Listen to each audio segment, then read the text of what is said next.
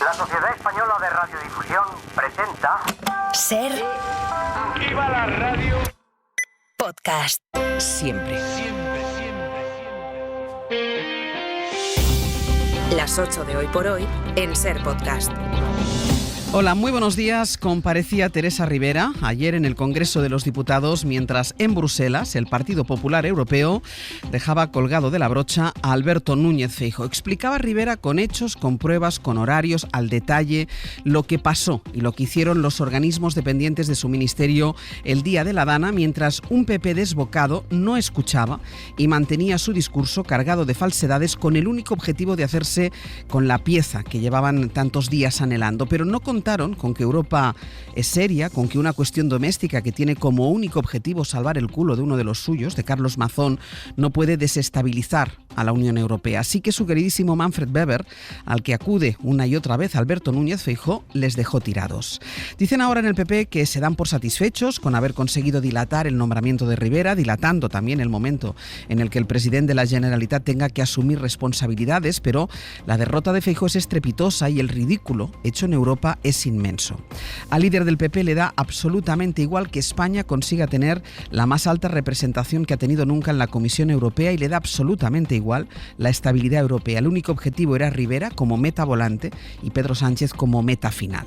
El líder de los populares europeos, Manfred Weber, se había comprometido con Feijóo a esperar a la comparecencia de Ribera en el Congreso antes de tomar la decisión. Al final ni siquiera esperó, pero si lo hubiera hecho hubiera sido peor porque se hubiera dado cuenta de que el relato de la todavía vicepresidenta española desmontaba una a una las mentiras que ha ido desgranando Mazón y el Partido Popular en la gestión de la emergencia, porque los populares tienen todavía el cuajo, a día de ayer, de acusar a Ribera de estar desaparecida, cuando han sido incapaces de explicar la desaparición del presidente Mazón. Ni siquiera son capaces de detallar con cuántos alcaldes habló Mazón durante esa tarde, si es que habló con alguno.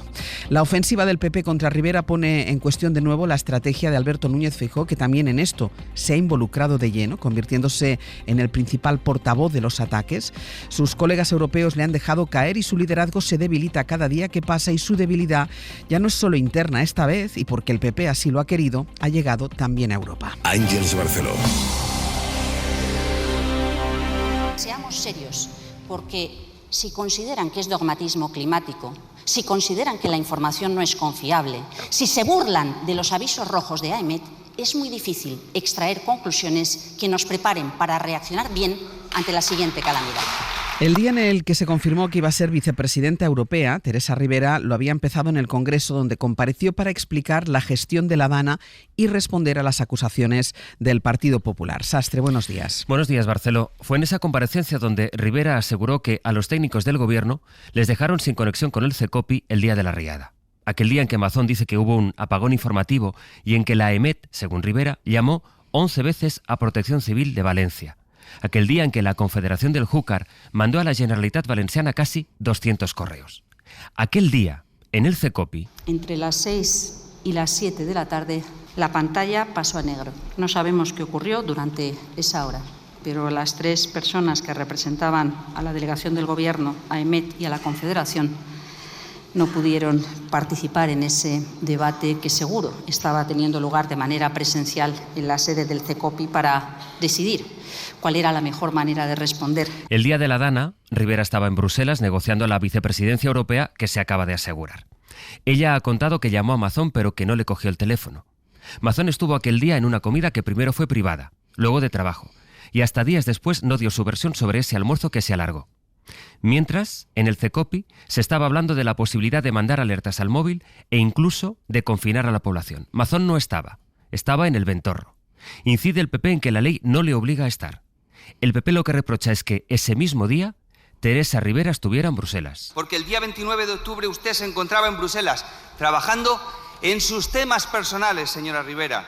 Donde no estaba era en Valencia, centrada en gestionar las riadas y en aquella misma noche declarar la emergencia nacional. Es una pena que hasta en la Embajada de Japón entiendan lo que significa un aviso rojo de la AEMET, pero el responsable de Protección Civil y Emergencias, que es la Generalitat de Valencia, le cueste tanto reaccionar. La portavoz del Gobierno valenciano, Susana Camarero, justifica que Mazón siguiera con su agenda por la información que se tenía, que es la información, por cierto, con la que algunos ayuntamientos o instituciones mandaron a la gente a sus casas.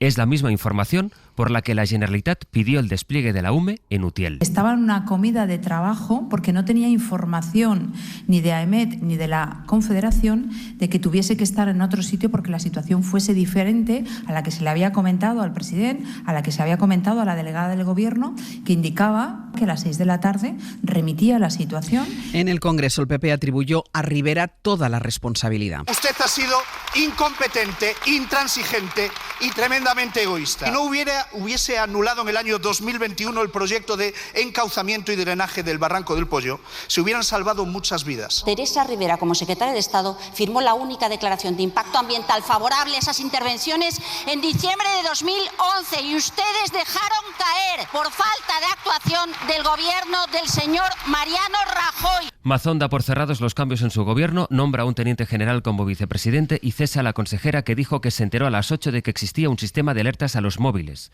La consejera que no pidió activar la ayuda que la delegada del gobierno le ofreció en varias llamadas de teléfono. La Generalitat, que dice que Mazón estuvo informado al minuto, asegura que el presidente llamó a varios alcaldes. Lo que ha trascendido en realidad es que llamó a uno, al alcalde de Cullera, pasadas las 6 de la tarde, y según ese alcalde, socialista, la llamada no tuvo que ver con la Dana.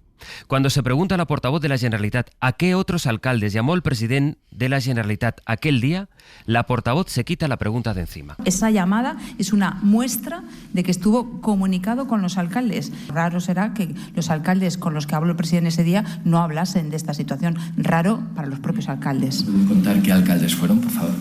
Ya saben que ha sido el alcalde de Cullera y no voy a desgranar con todos los alcaldes porque no es mi objetivo. Ya no insisto más. No creo bueno, que está más que contestado. Hubo un momento ayer en el Pleno del Congreso en que la diputada del PP, Esther Muñoz, llegó a reprochar a Rivera por qué no apartaron en ese mismo momento a Mazón si creían aquella noche que la Generalitat ponía en peligro a la población. Dice usted en un comunicado en el día 16 de su ministerio, hoy lo ha vuelto a repetir aquí, que el CECOPI estaba perfectamente avisado en tiempo y forma de los riesgos y que no tomaron decisiones porque no quisieron. Pero en ese CECOPI estaba la delegada del gobierno. Ella podría haber avisado al gobierno de que estaban poniendo en riesgo a la población. Y no lo hizo. El gobierno, la ley les habilita para tomar el mando si no se toman decisiones oportunas. Y no lo hicieron. Señora ministra, esto es un dolo eventual de manual. Le deseo mucha suerte defendiendo esto en los tribunales. La diputada del PP plantea pues el escenario de que la Generalitat no tomase decisiones oportunas. Que el caso acabará en los tribunales no lo dice solo el PP, que ha avisado de consecuencias penales para Teresa Rivera, lo dice el gobierno, que señala a las responsabilidades del gobierno de Mazón. Habrá tiempo de dirimir estas responsabilidades, porque se va a hacer en los tribunales y, por tanto, cada cual tendrá que decir cuál fue la tarea que no desarrolló. En Valencia, Mazón da por cerrada la crisis de su gobierno, destituye a la consejera de Interior y divide su departamento en dos. Radio Valencia, Natalens, buen día. Buen día. Por un lado se crea la Consellería de Emergencias e Interior, que asumirá Juan Carlos Valderrama. Por otro, Justicia y Administraciones Públicas, que controlará Nuria Martínez. Salomé Pradas deja el gobierno valenciano con el agradecimiento del presidente a su generosidad política, altura de miras y el reconocimiento de su labor desde julio en Interior y Justicia, antes en Infraestructuras. Carlos Mazón culmina así la adaptación de su ejecutivo ante la situación de emergencia. Crea una vicepresidencia técnica de recuperación que ostentará el militar Gang Pampols, que tiene libertad para conformar su equipo. De hecho, ya ha elegido a otro militar como número 2. Y en la última nota de prensa remitida ayer, la cuarta desde el domingo por la noche, se anuncia que en los próximos días tomarán posesión de sus cargos los nuevos responsables y se publicará en el Diario Oficial de la Generalitat. Todavía no se ha hecho. Total, que el único que ha dimitido aquí de momento ha sido el director general de A. Alfred Costa. Dimite después de que Mazón contara que con quien comió el día de la riada fue con la periodista Maribel Vilaplana para ofrecerle el puesto de directora de la Televisión Pública Valenciana. El caso es que mientras Rivera comparecía en el Congreso y en el Senado en Bruselas, avanzaban las negociaciones para la nueva Comisión Europea que presidirá Ursula von der Leyen y de la que ella será una de sus vicepresidentas. El PP europeo votará a Rivera pese a Feijóo y a su vez los socialistas votarán a favor de los candidatos de los partidos ultras que proponen tanto Italia como Hungría. Corresponsal comunitario Enrique García Pozo, buenos días. Buenos días. Después de una semana de negociaciones, el Colegio de Comisarios va a echar a andar en tiempo y forma. Teresa Rivera será comisaria y vicepresidenta ejecutiva, así como Raffaele Fitto, el candidato de Meloni. Populares, socialistas y liberales han levantado los vetos cruzados con un acuerdo de no agresión en las votaciones y un texto de mínimos en el que se comprometen a colaborar a lo largo de la legislatura, pero que no ata las manos al Partido Popular para negociar con grupos como el el de Meloni. Los únicos cambios a la propuesta de la presidenta von der Leyen pasa por la cartera del candidato del gobierno húngaro, que finalmente no va a gestionar las emergencias sanitarias ni derechos sexuales y reproductivos. Sobre el levantamiento del veto a Teresa Rivera. Teresa Rivera is acting minister in the national government of Sánchez. Manfred Weber, líder de los populares europeos, ha explicado que ya ha comparecido en el Congreso, como le reclamaban, y preguntado sobre una hipotética dimisión si es procesada, Weber se remite al código de conducta que firman todos los comisarios y que recoge que tienen que dejar el cargo si la presidenta lo reclama. Eso también sirve para Teresa Rivera, decía el líder popular. Mariela Rubio, buenos días. ¿Qué tal? Muy buenos días. Hemos escuchado a Manfred Weber justificar el voto a favor de que el PP europeo va a dar a Rivera, lo que deja en evidencia la estrategia de Alberto Núñez Feijóo, pero en Génova se dicen satisfechos con esa postura.